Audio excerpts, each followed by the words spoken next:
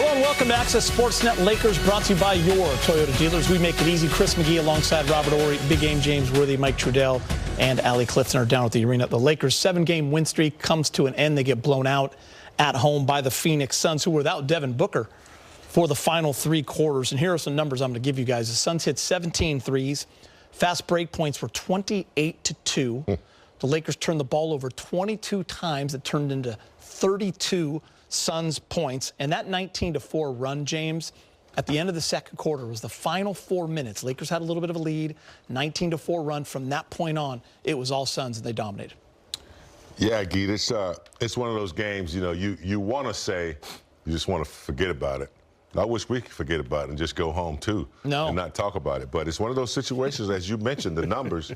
We knew that the Phoenix Suns were scrappy without Green. And then this game didn't have Booker for the entire game.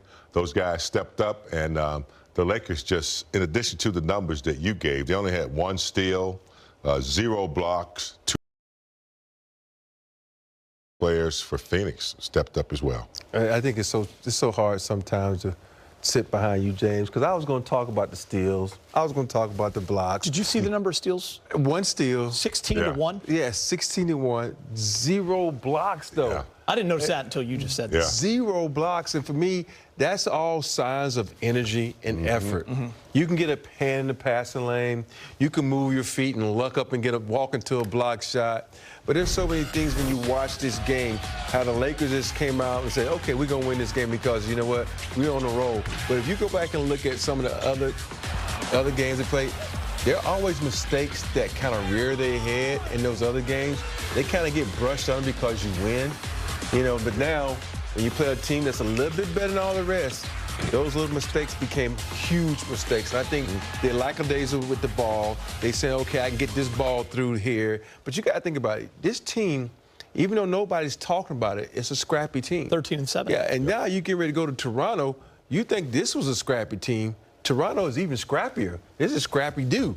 And so you got to hopefully this will help you when you go to Toronto, because you don't need to. You didn't want to go on this road trip on a loss, because this is a tough road trip, especially when you go to Canada. You got to go through, border control and all that kind of stuff, Geeter. So now you got to understand, like, man, we got a nasty taste in our mouth, but this is a good thing that you got to say, okay, we got a wake-up call. Yeah. And we know what we're going to go to in Toronto, because it's the same thing. We just had it tonight. So hopefully they'll be ready for the Toronto game. It's rare that Scrappy Doo makes it into a show. That was a real strong reference right there.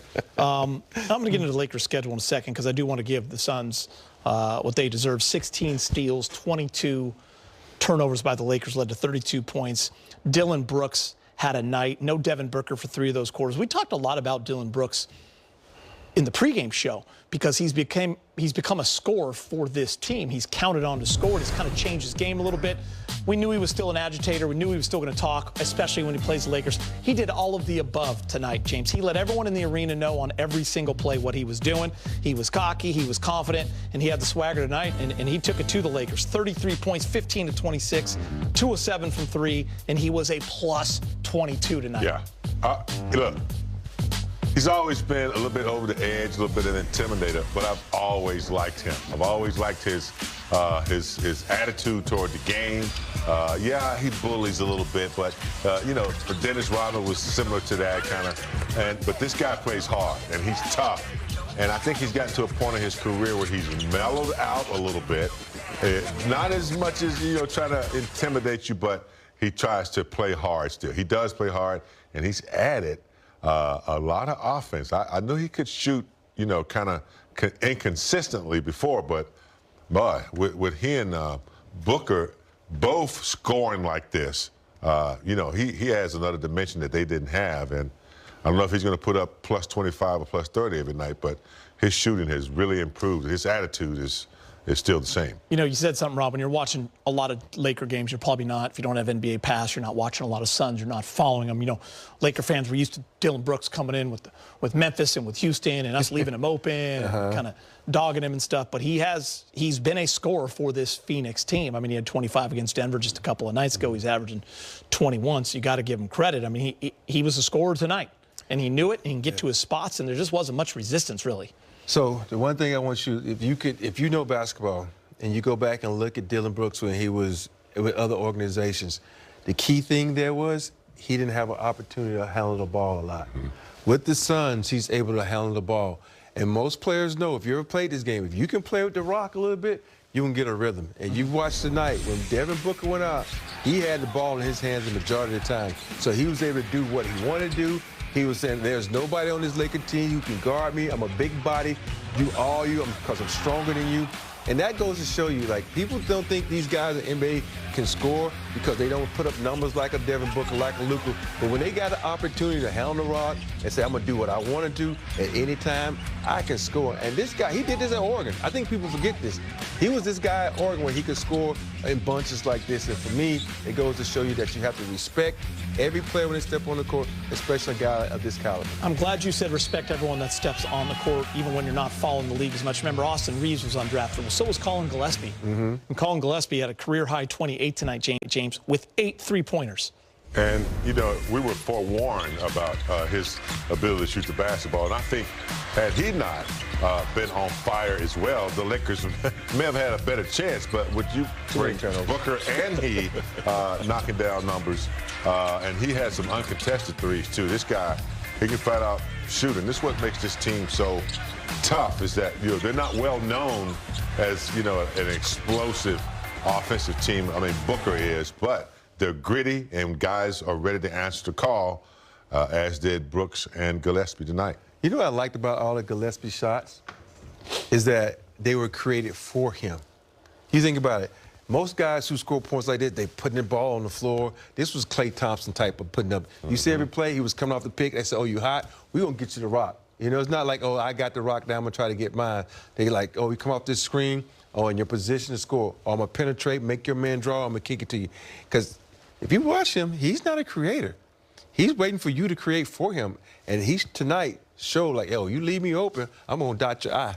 You know, we got to give love to someone. If you watch our shows like you have over the past 14 years, you get to know everybody's names. Brett's our, you know, jib operator over here. Brian Bergen is our director. He is a Suns fan. We have heckled him for years and years, especially the last few years, because when we're watching the games in the conference rooms, he's watching the Suns on his phone, and nobody cares but him. But he's been talking about Colin Gillespie all year long. He took the night off to go to the game. So you know what? Bergen has his. I'm glad he's not here. I don't want to see him. I don't want to talk to him. He's going to let us know. He's FaceTiming B more, our producer, right He'll now. let us know next time. But he has been pumping him up a lot, and Colin Gillespie came to play tonight. Luka Doncic led the way for the Lakers with 38 points. He's at the goals that Luka said right from the beginning, taking accountability. He was a minus 25 tonight. He said, I have to take care of the basketball. There's no way I should ever have 9 turnovers. You know, Luka and AR only got to the free throw line once. Luka only 5 times. That is something we rarely ever see. And they had 14 turnovers between the two of them. Yeah, you know, a lot of times when you have the ball in your hand for a long period of time, every possession, it starts with you. Sometimes that's not good against good defensive, physical teams. And I think, you know, I love Luka. I think the ball should be in his hand, but I think a lot of times it's got to move. It's got to move early when you're playing against good defensive teams in order to open up the defense and make the defense move. And I think sometimes he's trying to get the foul, which he's really good at. I want him to stop that. But I think, you know, the ball didn't move tonight. And I think, I don't know, Austin, he might have been a little fatigued tonight. Rob, you pointed out bad cop, that they left him in the game too long. They just didn't have that bounce tonight. Nobody. And so, you know, you want to write it off, but you also have to stop and put things under the microscope. You're playing at home. Regardless if it was a back-to-back night, you got to have a better effort and better, you know, efficiency at home before you go on the road. So, you know how when you give a little kid too much sugar, he's really active, like he don't want to go to sleep? You know, right? Yes, of course. So, you know how I always say you give the bigs a little sugar? Gives me nightmares still. Yeah, you give kids, you know, basketball players need a little sugar to be active. Yeah. Take Rui, for instance. One freaking shot. One shot. And I guarantee you he had no sugar, so he didn't have no energy. And DeAndre Ayton, he used to get about 10 or 12 shots. Tonight, he only got, what, 8 shots? Yeah. No sugar. You got to, what I mean by that is you got to share the basketball. Got to feed him. You got to share the basketball. I know I got a good shot. You got to pass, okay. Luka hadn't had a shot. I mean, Rui hadn't had a shot. Jackson Hayes hadn't had These guys, you got to give them some sugar. And I don't care. That's the one thing that Phil Jackson would do sometimes. He would run this thing called 4-pass. That means you had to pass the ball 4 times before you even thought about taking a shot. Now that means I get to touch the ball, I get to feel like I'm engaged, and I can do certain things. And sometimes the Lakers, you'll come down 5 possessions where only Luka and AR would touch the rock. Now LeBron was added to the mix. So you got to be appreciative of the teammates and give them a little sugar, because that's going to make them feel more involved in the game and make them play harder. You know, Luka can get his shot. Austin can get his shot. LeBron can get his shot. You have to make sure that other guys that you know you need are engaged. Magic, I'll use an example, always knew we had to get Byron involved. And we called Byron play about 4 or 5 times in a row. He knew he needed me to get involved. We had Kareem. But, you know, I think the ball has to move. We got some really good ball handlers, which is great. And they've been executing some really good basketball, making assists. But when it sticks and it doesn't move, like, I don't necessarily want to score, but I want to touch it, like Rob said. I want to feel it, touch it, move it, be a part of it, make a hockey assist if I can. Otherwise, you're just standing around watching, and then you get disengaged, and then Phoenix is roaring right on top of your head. I would go in the huddle and be like, yo, guys, is the ball still around? I'm just going to check, because I ain't felt it. I love that you would say that to guys. The biggest example of what you guys have said, and I was keeping track of this during the game, 7 assists after 2 quarters, only 10 after 3. 10 assists for the Lakers after 3. That means they're not hitting shots, number 1, and the ball's not moving. Yeah. Facts. It's big time fact. And, you know, just look at Rui's line. 1 rebound, 1 shot. Minus 12. Exactly. You know, sometimes you feel like, oh, they don't need me. Some players, I mean, Rui is a great player, don't get me wrong. He knows he'll go get his when he has to. But sometimes when you're not engaged, you're not getting shots, and that goes about 2 quarters or a little longer, you're like, then you, like, subconsciously, you get disengaged from the game. And that, you know, sometimes that happens on a back-to-back night when guys are a little fatigued, but hey. And listen, they've only had this feeling a couple times this year. That Atlanta loss felt like this, this loss. So how do you bounce back? You have a tough stretch of games. Good teams. This happens in the NBA. It happens in the NBA. Nights, and you got to bounce back and stick together. All right, let's show you the highlights.